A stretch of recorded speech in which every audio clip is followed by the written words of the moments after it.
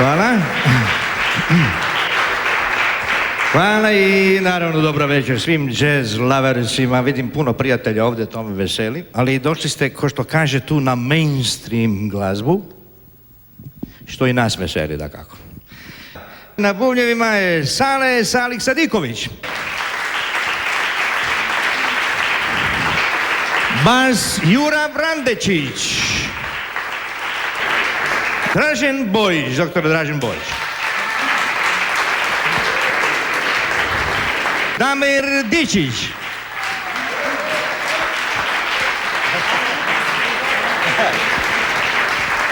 Na trubi Ladislav Fidrin.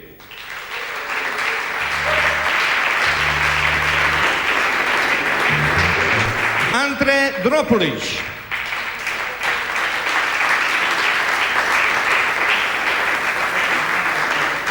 Na trombonu Zlatko Strčić.